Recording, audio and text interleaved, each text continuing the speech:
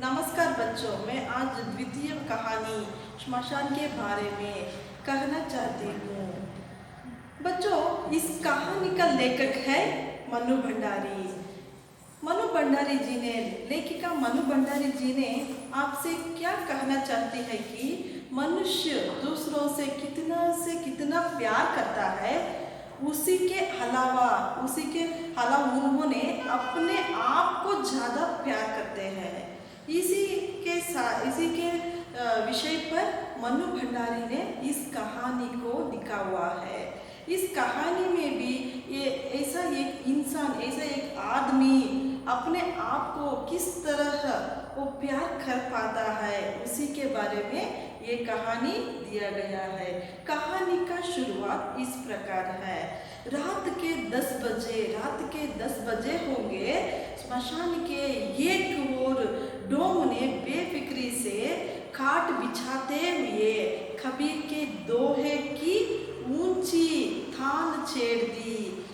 उन्होंने इस स्मशान में रहने वाले एक व्यक्ति ने कबीर के दोहे को पढ़ एक गाना को सुना रहा है। कहाँ? स्मशान में। अब 10 बजे होगा था समय। उस स्मशान में 10 बजे के समय में वो कौन सी पंक्तियां को वो गा रहा है कि जे ही गट प्रेम ना संचरई और सोई घट जान मसान। इस पंक्तियों का अर्थ है जिस व्यक्ति के मन में, जीवों के हृदय में प्रेम नहीं होता है, वो स्मशान के समान होता है। इस पंक्ति का, कबीर दोहे का इस पंक्तियों का अर्थ है किसी इंसान जीव के हृदयों में दूसरों के बारे में प्रेम नहीं होता है, वो व्यक्ति स्मशान के समान है। और अगले प्यारा में स्मशान का दिल बरहाया, ये कहकर उसका मन बहुत रोदना होती है, चिंता होती है, दुख होती है। और एक सर्द आह भरकर उसने पहलू में खड़ी पहाड़ी से कहा। उनके बाजू में, स्मशान के बाजू में एक पहाड़ी रहता था। पहाड़ का मतलब एक माउंटेन रहता था। मैं इंसान को जितना प्यार करता हूँ, वो स्मशान तो माउंटेन के साथ कह रहा है कि मैं इंसानों को कितना प्यार करता हूँ, मैं दूसरे आदमियों को कितना प्यार करता हूँ, उतनी ही घृणा उससे पाता हूँ। लेकिन उनकी तरफ से, इंसानों के तरफ से, दुनिया के तरफ से मैं उनसे घृणा अधिक से अधिक पा रहा हूँ। सभी मनुष्य यही चाहते हैं कि कभी उन्हें मेरा मुंह ना देखना पड़ता है। हर एक इंसान ने भी मेरा मुंह देखने को भी वो इनकार करता है, पर वास्तव में मैंने इतना बुरा नहीं हूँ, मैं देखने में इतना तो बुरा नहीं हूँ। लेकिन संसार में मनुष्य को एक दिन के लिए भी स्थान नहीं रह जाता है। वो मर जाने के बाद, वो जीव त्याग करने के बाद इस संसार, इस दुनिया में एक दिन भी वो रखने को नहीं होता है। लेकिन मैंने उसे अपनी गोद में स्थान देता हूँ। मेरी स्मशान कहते हैं, लेकिन मैंने उस लाशों को, उस व्यक्तियों को, जीवों को मैंने मेरे गोद में उसका स्थान दे रहा हूँ। और चाहे कोई अमीर या गरीब या वृद्ध या बालक, ऐसे सबको समान सृष्टि में देखता हूँ। मेरे मन में तो यह गरीब है, ये अमीर है, ये वृद्ध है, ये नौजवान है, ऐसा भेदभाव मैंने नहीं करता हूँ। और पर इससे क्या होता है, मेरे पास वह प्रेम नहीं जो मनुष्य की सबसे बड़ी निधि है। मेरे दिल में मोहब्बत का वह चिराग रोशनी नहीं होता है, और जिसके बल पर मैं उसके दिल में अपने दिल थोड़ा सा स्थान बना सकता हूँ। नहीं जानता खुदा ने मेरे साथ ऐसी बेइंसाफी का सलूक क्यों किया है। तो स्मशान तो पहाड़ी से वो अपना मन में रहने वाले दुखों को ऐसे कह रही है, लेकिन भगवान ने मुझे ऐसा स्थिति को कैसे सृष्टि तो किया है, इसी से मैं बहुत दुखी हूँ। ऐसा स्मशान ने पहाड़ी से कह रहा है। शहर और स्मशान के बीच कड़ी पहाड़ी मुस्कुरा दी। ये दोनों के बीच, दोनों तो एक तरफ तो शहर है, एक टाउन है, एक सिटी है, और दूसरी तरफ एक स्मशान है। वो दोनों के बीच में एक पहाड़ी है। इनका बात, स्मशान का बात सुनकर पहाड़ी को हंसी आया। उसी के यह व्यंग्यात्मक मुस्कुराहट स्मशान के हृदय में चुभ गई। ऐसा मुस्कुराहट को देखकर वो स्मशान को हृदय में चुभने जैसे क्रोध आता है। उसने पूछा, किसने? स्मशान ने पूछता है, क्या तुम्हारी कभी यह इच्छा नहीं होती थी कि तुम्हारे पास भी इंसान की तरह प्रेम भरा दिल होता है? क्या तुम्हारे मन में भी ऐसा हो रहा है जिसमें अपने प्रिय के लिए मर मिटने की तमन्ना मचलती रहती है? ऐसा पूरे स्मशान को माउंटेन के साथ कह रहा है। और कभी कभी दूर से हवाएं आती है और लैला मजनू में तड़पना जा रहा हूँ। इस तरह इसके मन में, स्मशान के मन में अपनी इच्छा को वो कह रही है। किससे? वो माउंटेन से, पहाड़ी से। और लैला मजनू होता है और लैला के वियोग में अपने को कुर्बान करता है।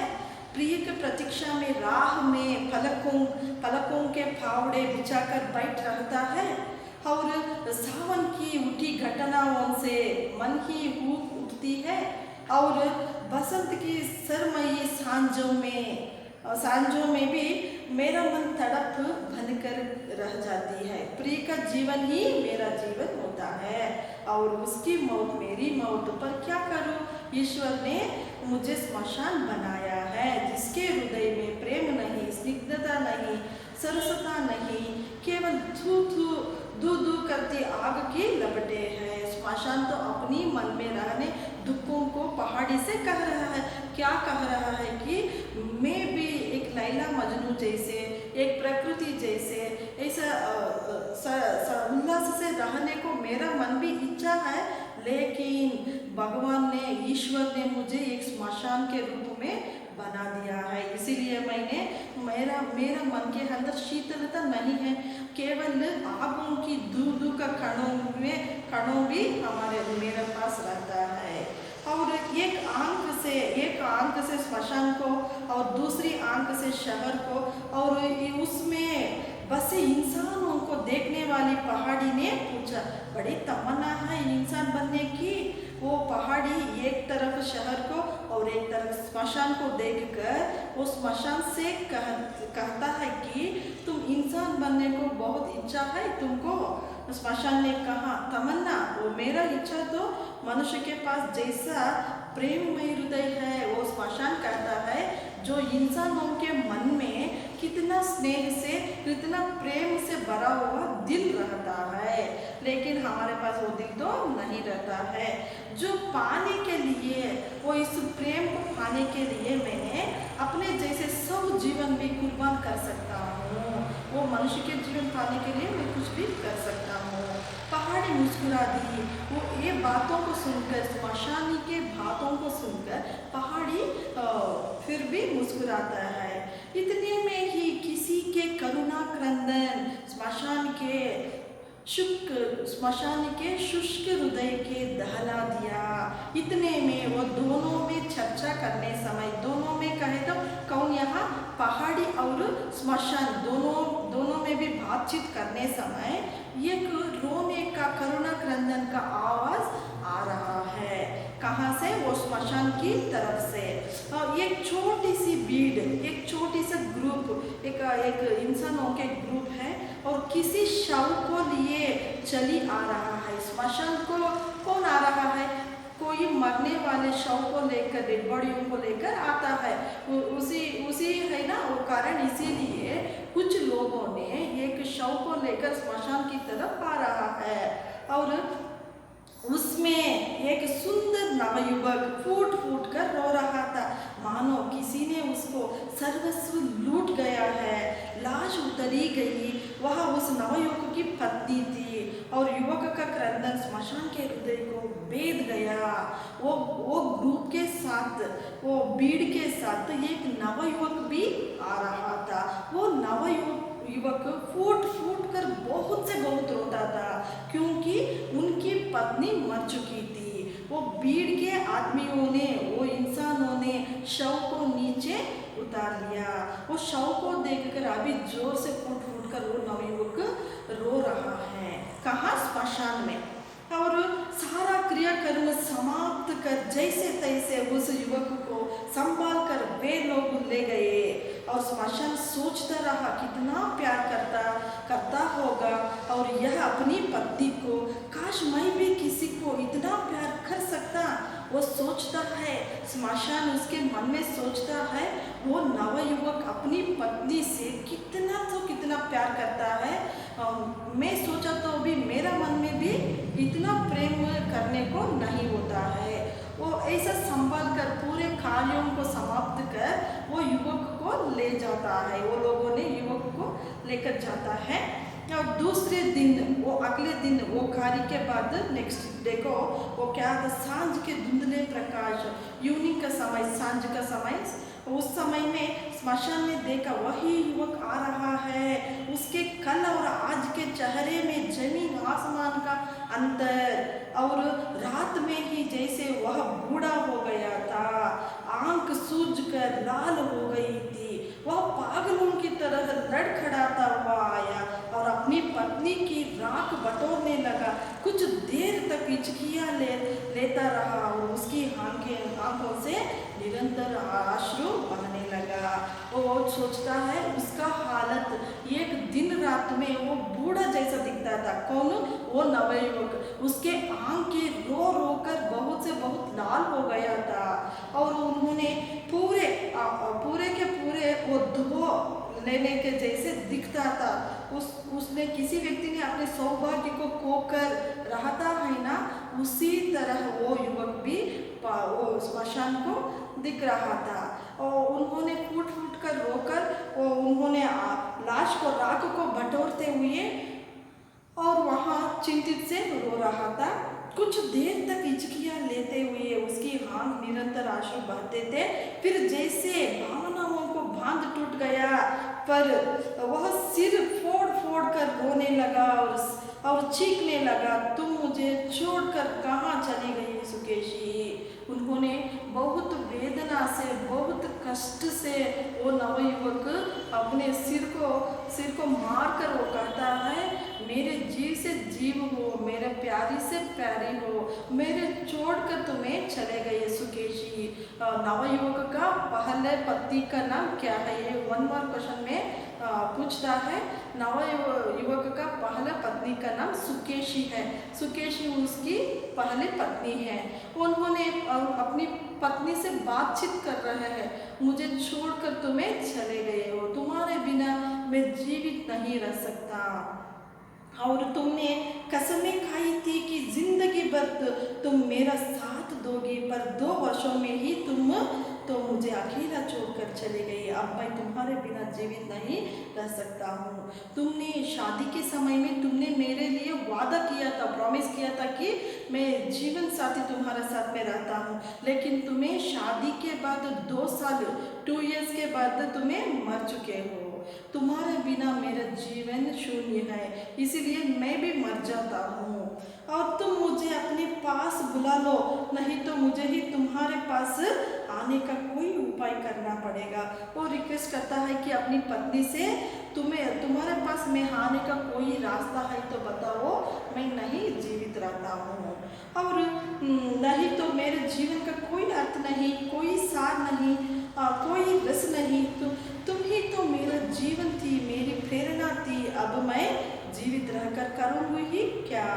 मुझे अपने पास बुला लो, मैं तुम्हारे बिना नहीं रह सकता, नहीं किसी तरह भी नहीं रह सकता। इसी प्रकार वह विलाप करके रोता रहा, सिर फोड़ता और मुँह स्मशान अपनी सूखी पतराई आंखों से इस दृश्य को देखता रहा। इंसान बनने की, प्रेम करने की और अपने प्रिय के वियोग में इस नवयुवक की भांति मर मिटने की तमन्ना और अधिक जोर पकड़ती रही। वह यही सोचता रहा, काश मैं भी किसी को एक इसी तरह दिलो जान से प्यार कर सकता। उसके पहलू में कड़ी पहाड़ी मुस्कुराती रही। वो अपने पत्नी को, अपनी बीवी पत्नी को तारीफ करते हुए, तुम्हारा बिना मैं नहीं रह सकता, मेरा प्रेरणा तुम हो, मेरा हर एक विषय तुम पर आधारित है, ऐसा फूट फूट कर रोने को देखकर स्मशान को दिल बरहाया। वो स्मशान सोचता है इतना ऐसा तो प्यार है, ऐसा तो इंसानों ने प्यार करता है, ऐसा सोचता है। इस दृश्य को देखकर पहाड़ी में हंसता है, मुस्कुराता है। दो रो रो धोकर वह व्यक्ति तो चला गया। वहाँ से रो रो कर वो व्यक्ति नवयुवक स्मशान से चले जाता है। और पर स्मशान के हृदय को उसके आंसू गर्म सलाखों की तरह दग्ध करते हैं। उसने पहाड़ी से कहा, इस व्यक्ति की व्यथा ने मेरे हृदय को मत डाला। वो पहाड़ी से कहता है स्मशान, वो व्यक्ति का दुख मेरे आंखों से देखने नहीं हो रहा है। और तो यहाँ रोज ही ऐसे कितने ही व्यक्ति आते हैं, पर जाने क्यों इसके दुख में, इसकी वेदना में ऐसा क्या था जो मैं कभी नहीं भूल सकूंगा। वो कहता है कितने तो कितने आदमी आते हैं, कितने लाशों को हमारे गोद में रखकर जाते हैं, लेकिन ये युवक का क्रंदन मुझे भूल नहीं सकता है। तुम देखना अब यह जीवित नहीं रहेगा। एक दिन में ही अपना प्रेयसी के वियोग में जिनके शरीर को आधा बना डाला है, वह भला कितने दिन इस प्रकार जीवित रह सकेंगे। और अवश्य ही रो रो कर प्राण दे देगा। और मैं भी चाहता हूँ कि वह मेरी गोद में आ जाए और मैं दोनों को हमेशा के लिए मिला दूँ। उस स्मशान पहाड़ी से कहते हैं, वो व्यक्ति 2 दिनों में से कितना आधा के आधा शरीर उस शरीर से चला गया है, लेकिन वो व्यक्ति बहुत दिनों तक जीवित नहीं रहता है। वो भी कुछ दिनों में मर जाता है। मर जाने के बाद मैंने उस प्रेयसी के साथ उसे मिलाऊंगा, ऐसा स्मशान तो पहाड़ी से कह रहा है। और सारे दिन वह युवक के शव की प्रतीक्षा करता रहा। ऐसा कहकर स्मशान ने पूरे के पूरे दिन को वो इंतजार कर रहा था। किसके लिए? वो नवयुवक का शव के लिए। वो मर जाता है, उस शव को मेरे पास लेकर आता है, ऐसा इंतजार में स्मशान था। और पर शव ना आया। आसमान में जब सांझ का धुंधला छाने लगा तो वह युवक आया और वैसे ही पागलों की तरह प्रलाप करता रहा। 3-4 दिन तक यह क्रम बना रहा। फिर युवक का आना भी बंद हो गया, पर स्मशान उसे ना भूल सका। प्रत्येक शव को वह जाने किस उत्सुकता से देखता और फिर कुछ खिन्न हो जाता था। ऐसा ही 3-4 दिनों तक वो युवक स्मशान के तरफ आता था और रो रो कर, फूट फूट कर, रोते रोते उन्होंने चले जाते थे। वो ऐसा ही स्मशान को भी बहुत इंटरेस्ट थे कि कोई शव को लेकर आए तो, कोई डेड बॉडी को लेकर आए तो वो नवयुवक का उसको याद आ जाता था। ऐसा तरह ही इसका मन में, स्मशान का मन में वो युवक का इंतजार कर रहा था। अब एक दिन उसने पहाड़ी से पूछा, तुम्हें तो शहर का कोना कोना दिखाई देता है, बता सकती हो उस युवक का क्या हाल है? पहाड़ी ने मुस्कुराते हुए कहा, नहीं। वो स्मशान को अपने मन में रहने को नहीं हुआ। वो पहाड़ी से कहता है, और देखो तुमको शहर के कोना कोना को तुम देख सकते हो। वो युवक का, वो नवयुवक का हालत कैसा है, तुम तो मुझे बताओ। ये बात सुनकर पहाड़ी को हंस आया। वो हंस कर मैं नहीं करूँगा, मैं नहीं बोलूँगा, इस तरह वो उत्तर देता है। स्मशान ने कहा, मेरा अंतःकरण रह रह कर कह रहा है कि अवश्य ही उसने आत्महत्या कर ली होगी। वह शायद नदी में डूब गया होगा, और या किसी ऐसी ही उपाय से उसने अपना अंत कर लिया होगा कि मैं उसकी लाश को भी नहीं पा सका। मेरी कितनी तमन्ना थी कि मैं उसे उसकी प्रिय के पास पहुंचा देना। वो पहाड़ी कहता है, नहीं नहीं, मेरा अंतरंग तो कहता है कि वो कहाँ नदी में डूब गया है, वो वो उसके घर में सुसाइड करके मर गया है, लेकिन शव लाने को नहीं हुआ है। मेरे मन में ऐसा सोच रहा है कर को स्मशान ने पहाड़ी से कहता है। पहाड़ी ने पूछा, तुम्हें विश्वास है कि वह मर गया होगा? पहाड़ी पूछता है, तुम्हें कॉन्फिडेंस से बोलता हो वो व्यक्ति मर गया है। स्मशान की झूठा, तुम तो बिल्कुल ही पत्थर हो। जिसके हृदय को प्रेम की पीर ने भेद दिया हो वह कभी जीवित नहीं रह सकता है। वो तो कहता है स्मशान, तुम तो पत्थर हो, तुम पहाड़ी है ना, तुमके मन भी पत्थर जैसा हो। तो पहाड़ी में बहुत से बहुत स्टोन्स रहते हैं ना, इसीलिए स्मशान ने तुम एक स्टोन हो, तुम्हारा मन में ऐसा प्रेम का विचार नहीं रहता है।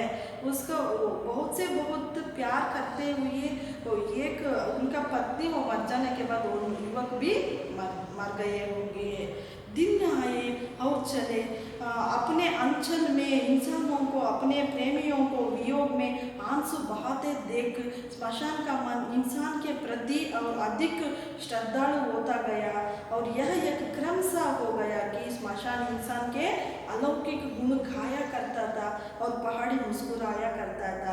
ऐसा ही हर एक दिनों में भी हर एक शवों को लेकर हर एक व्यक्तियों में भी रो रो कर वहाँ से चला जाता था। ये सभी दृश्यों को देखकर वो स्मशान को मन में करुणा से भर आती थी। ये करुणा को देखकर पहाड़ी मुस्कुराते थे। इसी प्रकार 3 वर्ष बीत गए। सुकेशी मरने के बाद वो युवक 3 वर्ष ऐसा ही लग गया। 3 वर्ष की लंबी अवधि भी स्मशान के मन में उस सुंदर युवक की व्यथा को ना पहुंच सकी।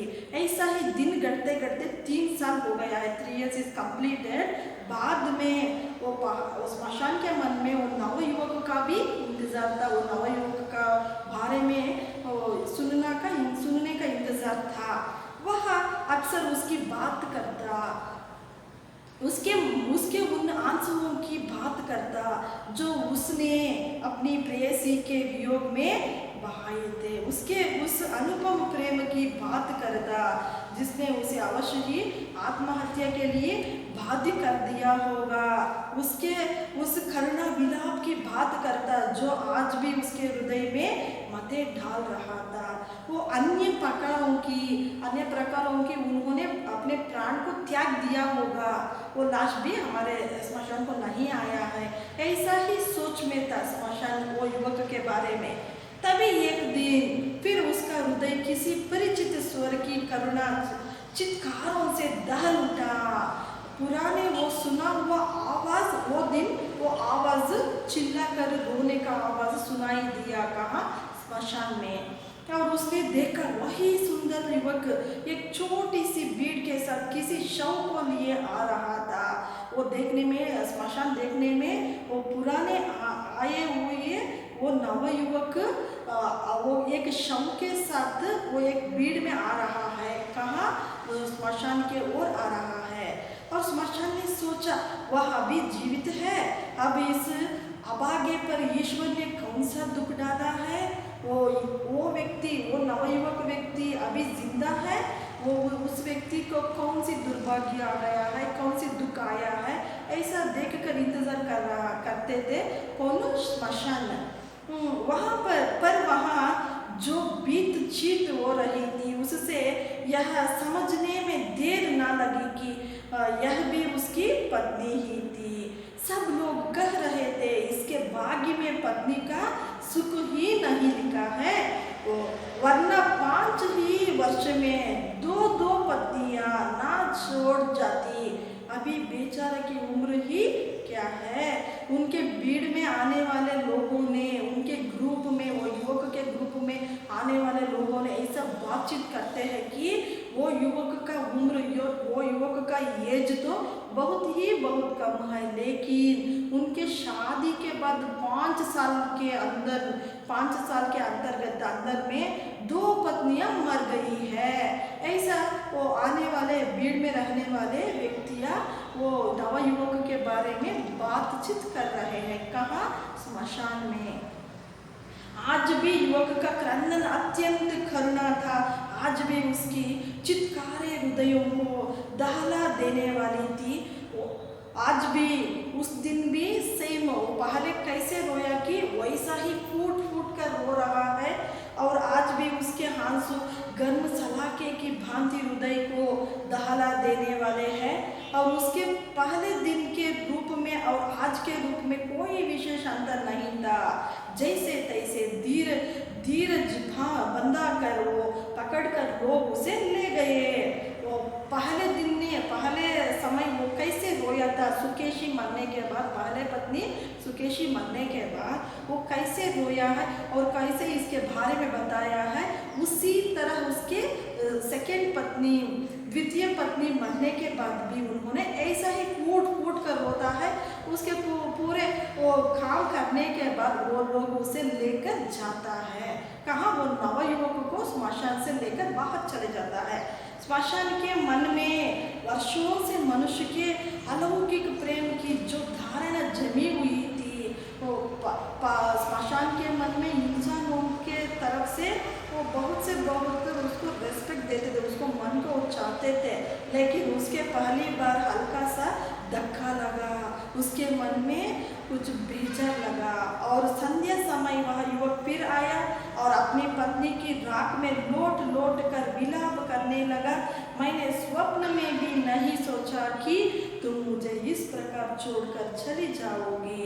यदि मुझे इसी तरह मजदार में छोड़कर जाना तो मेरा साथ ही क्यों दिया। वो ऐसा ही फूट फूट कर रोकर वो उसको तारीफ कर रहा है। तुम ऐसा ही मुझे मेरा जीवन में आधा जीवन के छोड़कर तुम्हें ऐसे चले जाते हो, ऐसा मैंने मत सोचा था।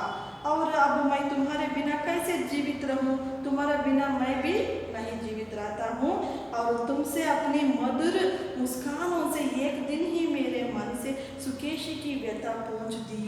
तो वो कहता है, मेरी पहले पत्नी सुकेशी को स्थान को तुम्हें पूरा भर लिया था, इसीलिए मैं तुमको नहीं भूल सकता हूँ। और मैंने प्राण से तुम्हारा हो गया है, मेरा प्राण मेरा जीव तुम्हारा हो गया है। तुम ही तो मेरा प्राण थी, तुम भी मेरा प्राणों का एक अंग बन गई। अब यहाँ निष्प्राण देह कैसे जीवित रहे? मेरा आत्मा, मेरा जीवन, मेरा प्राण तुम ही हो। तुम्हें तो मर गए के बाद मैं कैसा जीवित रहूं? कितने दिन जीवित रहेगी? मुझे अपने पास बुला लो, अब मैं इस संसार में नहीं रह सकूंगा। सुकेशी तो मेरी अनुगामिनी थी। अनुगामिनी का मतलब है आज्ञाकारिणी। वो क्या कहता है, उसको आज्ञा को पालन करने वाली को अनुगामिनी कहते हैं। और इसीलिए मुझे उसका अभाव नहीं खटका, पर तुम तो मेरी सहगामिनी हो। सहगामिनी का अर्थ है साथ चलने वाले, मेरे साथ पगों पर पग रखकर चलने वाली थी। हम 2 शरीर एक प्राण थे, हम दोनों भी एक शरीर 2 शरीर एक प्राण थे। जब प्राण ही चले गए तो शरीर का क्या प्रयोजन होता है। और इसी तरह वह रोज आता, घंटों विलाप करता और चला जाता था। उसी के आंसुओं में कुछ ऐसी शक्ति थी, उसके विलाप में कुछ ऐसी सिंचाई थी कि स्मशान के मन में पहले जो हल्की सी संदेह की रेखा उभर आई थी वह भी मिट गई। ये बातें सुनकर वो नवयुवक का वो रोने का रोदना सुनकर वो पहले उन्होंने क्या सोचा था कि वो उसके मन में आ गया। वो युवक भी बहुत अच्छे युवक है। और एक बार फिर स्मशान उसके शव की प्रतीक्षा करने लगी। वो क्या कहते हैं, उन्होंने पूरे विश्वास से वो मर जाता है, बिना अपनी पत्नी के बिना वो नहीं जीवित रहता है, वो भी मर जाकर मेरे गोद में आ जाता है। और अधिक दृढ़ विश्वास के साथ इस धक्के ने आवश्यक ही उसकी जीवित अंत कर दिया होगा। स्मशान बार बार मन में यह साध संजाए बैठ रहा था कि कब वह उस युवक और उस पत्नी को अपनी गोद में सदा के लिए मिला दे। ऐसा मिलाप जिसमें वियोग का भय ना हो, बिछुड़ने की आशंका ना हो, पर उसका शव ना आया, उसके हृदय की लालसा बनी रही। वो फिर भी सोचता है कौन स्मशान, वो पहले पत्नी से कितना प्यार करते थे, दूसरे पत्नी से भी उन्होंने बहुत प्यार करते थे। वो पत्नी के बिना वो नहीं रह पाता है। वो भी कुछ दिनों में वो व्यक्ति भी मर जाकर मेरे गोद में आ जाता है, तब मैंने उस पत्नियों के साथ में मिलाना चाहता हूँ। ऐसा स्मशान अपने मन में सोच रहा है। फिर वही टर्रा चल रहा, रोज ही ना जाने कितने शव जलते, मनुष्य रोते। स्मशान मनुष्य के अलौकिक प्रेम के गुण गाता और पहाड़ी मुस्कुराती। अंतर या तो केवल इतना कि स्मशान के स्वर में कुछ उतार आ गया था और पहाड़ी की मुस्कुराहट में व्यंग्य कुछ अधिक स्पष्ट और प्रकार हो गया था। ऐसा ही प्रतिदिन प्रति व्यक्तियाँ अपनी पति से मर जाने के बाद उनके साथ आते थे, वो भी रो रो कर चले जाते थे, उसी की तारीफ करके वो प्रेम के बारे में वो सोचते थे। ऐसा पूरे देखकर पहाड़ी तो मुस्कुराते थे, किसको?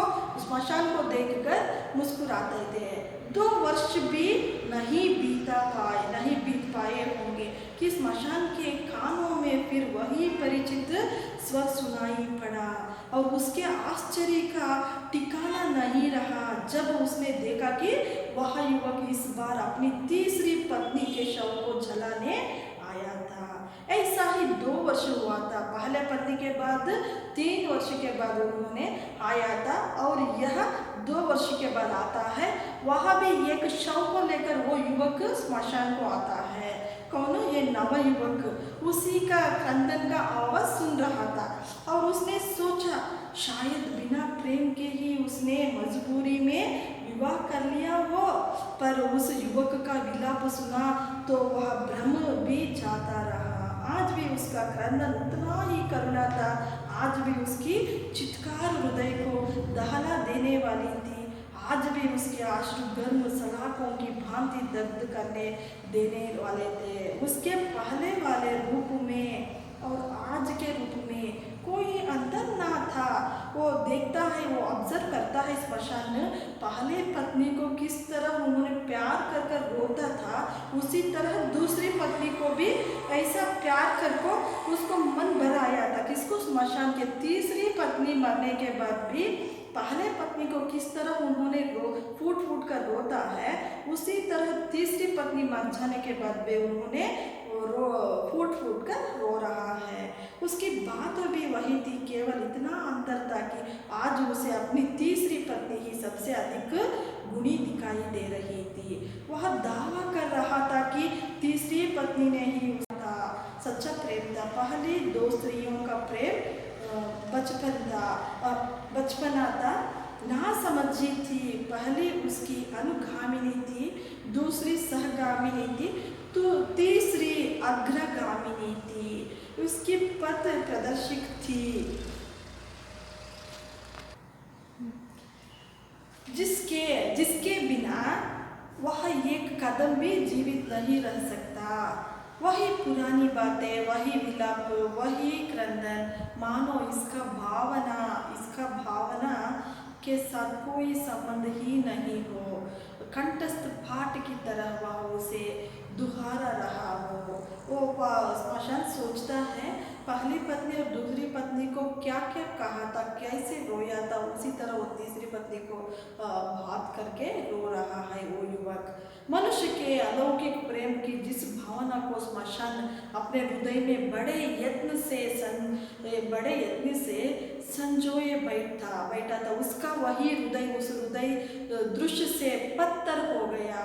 ये सभी को देखकर स्मशान के हृदय भी पत्थर हो गया।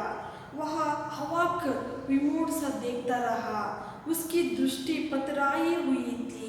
उसमें एक प्रश्न साकार हो उठा था, उसके मन में एक क्वेश्चन को हुआ, कैसे कि पहाड़ी ने उसकी यह हालत देखी, उसको मन ही मन में भी प्रश्न क्रिएट हो रहा है। किसके मन में? स्मशान के मन में। ये पूरे को पहाड़ी देख रहा है और तरस खाकर बोली, सचमुच तुम मूर्ख हो। पहाड़ी कहते हैं स्मशान को, तुम्हें तो एक मूर्ख हो, इतना भी नहीं समझते कि जो इंसान प्रेम करता है वो इंसानों का, वो युवकों का प्रेम कितना होता है उतना भी तुम नहीं समझ पाओ। उसे जीवन भी कम प्यार नहीं, और वह प्रेम की स्मृति, कल्पना, ऐसा आध्यात्मिक भावनाओं पर ही जिंदा नहीं रहता। जीवन की पूर्णता के लिए वह फिर प्रेम करता है और जीवित रहने की ललक के चलते ही रहता है और वियोग झेल लेता है, व्यथा सह लेता है, क्योंकि सबसे अधिक प्रेम तो मनुष्य अपने आप ही करता है। वो कहता है, वो पहाड़ी स्मशान को कहता है, तुम तो सचमुच मूर्ख हो।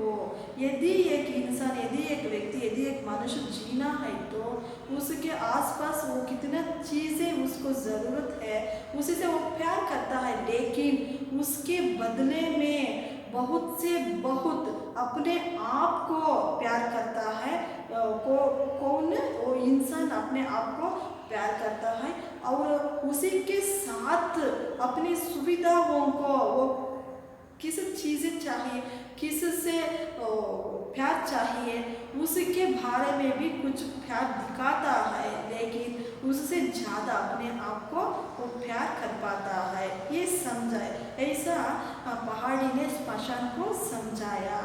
बच्चों, मैं यहीं से इस क्लास को समाप्त करती हूँ। धन्यवाद।